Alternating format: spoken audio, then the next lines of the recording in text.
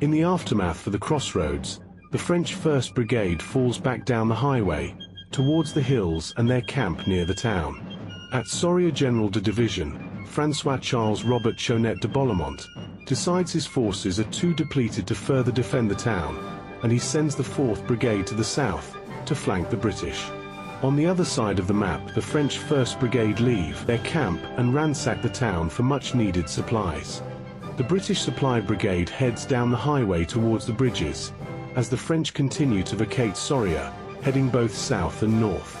In the far north, the French 3rd Brigade make their way east, hoping to link up with the 1st. They need to hurry as the British 1st Brigade are racing up the highway, looking to finish off the French 1st. The British Supply Brigade continues to head south, as the French 1st Brigade, hearing rumours of approaching British forces, gather what loot they can and flee north. Their saviours in the 3rd Brigade continue to head towards them, and the 4th Brigade take over a village in the west.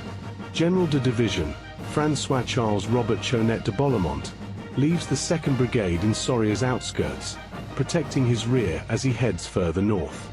General Hector MacDonald and the Highlanders enter the outskirts of the ransacked town, while the British supplies pick up their pace on the southern highway. The French 1st and 3rd Brigades decide to make for the farmland in the northeast, and prepare for the oncoming British. While General de Division, François-Charles Robert Chonet de Bollamont, has nearly made it to the safety of a small town. The Highlanders enter the town, and spend a little time helping the locals repair damages. With renewed vigour they continue the chase. Meanwhile, the British 3rd Brigade move forward, consolidating British control of the important bridges. As the British supply column nearly arrives at its destination, Sir Percival Giffard leads his men back towards Soria. This time they will be victorious. All the French forces in the north continue their race to get set up, before they are caught by the British, with the British 3rd now making their way to join the Highlanders. The French 1st are forced to continue their retreat, while their commander finally makes it to a safe bivouac.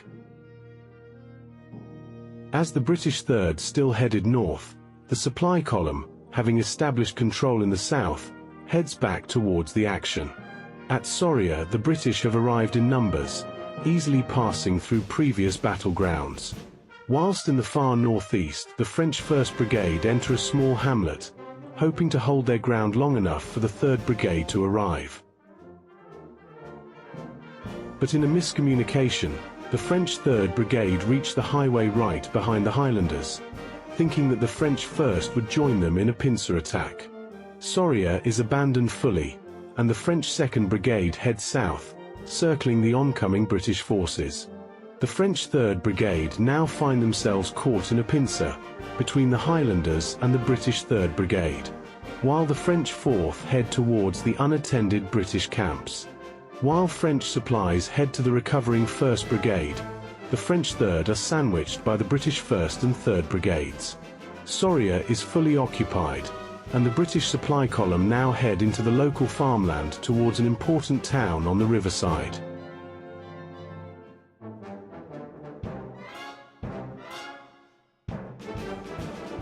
The battlefield consists of a road running along a river, with hills to one side and small groves scattered around. French light troops swim across the river, seeking to make their way towards the nearby trees. One of the Naples battalions leads the way on the road, supported by lancers and French infantry. In the grass fields the artillery set up, with a square for protection, whilst on the hills, chasseurs à cheval ride alongside more troops from Naples. The Royal Artillery set up on the highest hill, watching over the Highlander battalions. On a parallel road ride British dragoons, mirrored by more dragoons on the highway. The cavalry sandwiches the last of the Highlander battalions. British turn 1. The Royal Artillery open fire, taking a toll on the Naples troops, while the rest of the brigade march forward in lockstep.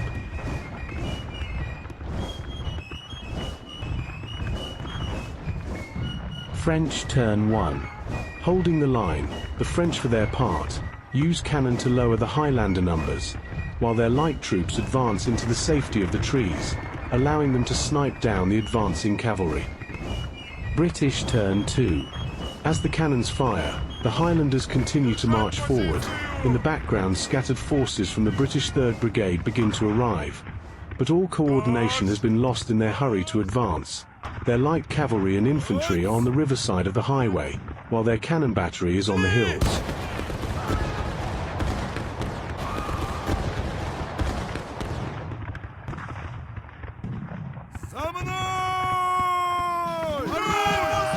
French turn 2. Parisian cannon continue to kill the advancing Highlanders, while the light infantry harass the dragoons, but the French line skirmishers have barely dented the British numbers.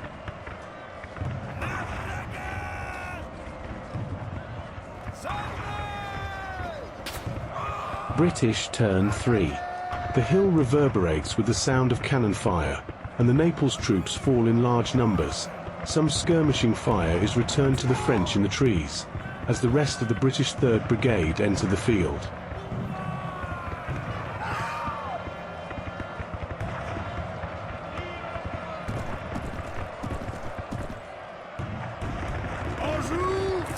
French turn 3. The cannon continues to pick away at the oncoming Highlanders, and the French light troops finally get a result from their speculative fire. In fact, all along the French line their skirmishers continue to get similar results, while the main body of troop prepare for close combat.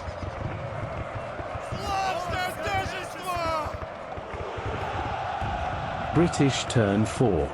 The Royal Artillery, struggling to see through the powder smoke, are shocked to see the Naples troops still standing in their ragged lines. Across the river the light dragoons have managed to flank the French force, whilst the 3rd Brigade's infantry continue to claim all the land on that side. Clattering down the highway, British dragoons charge home into the Naples infantry. Matching them are the heavy dragoons in the field. They are supported by the injured Highlander battalions, and easily run through the ragged Naples lines straight into the chasseurs at Cheval. Both sides take heavy casualties and are forced to wheel about and fall back. On the highway the fresher Naples troops prove their tenacity, and all that is left is the small regiment who have had to fall way back in an attempt to recover.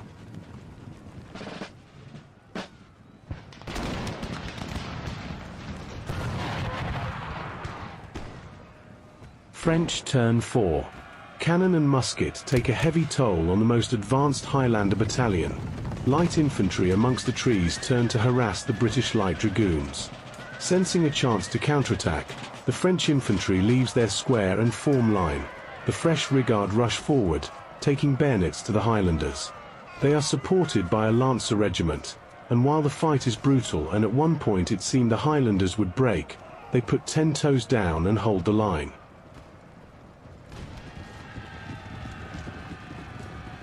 British turn 5.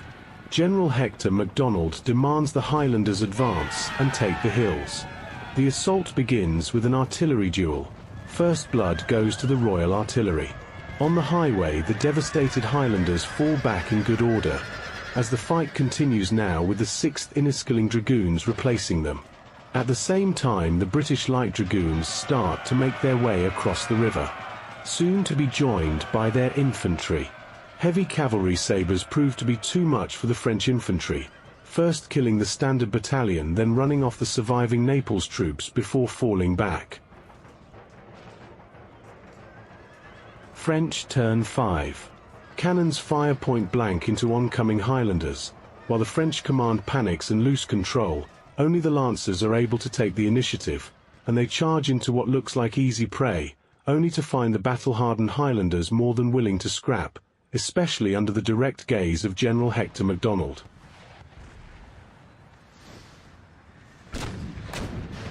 British turn 6.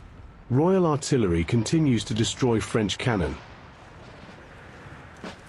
as the 3rd Brigade pours so much weight of musket ball into the French light troops that even the trees are cut down. Whilst British light dragoons recover,